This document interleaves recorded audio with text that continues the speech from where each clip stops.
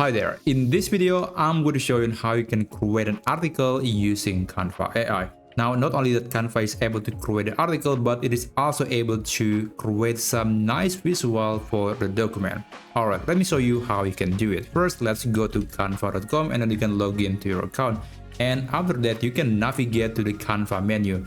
It is located on this button or on this button. It doesn't really matter because these two are actually will direct you to the same thing, which is Canva AI. Now after that, you can describe the idea or the topic that you want AI to create. In this case, I'll try to create an article about how to get your flying license. That's the topic. And after that, you can click draft a document and you can select the type to be either a blog post, an article, or maybe story or script. It's really up to you, but for this example I'll try to create a blog post because I think article and blog post is kinda synonym these days. Now after that, you can send the message to Canva AI.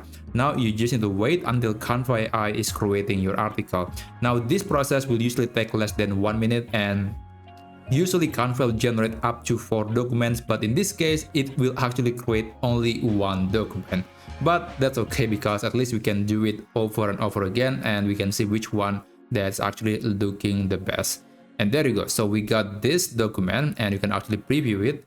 And of course, you can always ask AI to modify the document, be it changing the text, changing the topic, changing the language, or even modifying the visual elements on this document. But let's say if you're happy with the result, you can always click use Canva editor and it will open the regular Canva editor, which is very useful if you want to do more editing or manual work with the document. And of course, after that, you can export the file to a different format or maybe download it to your computer.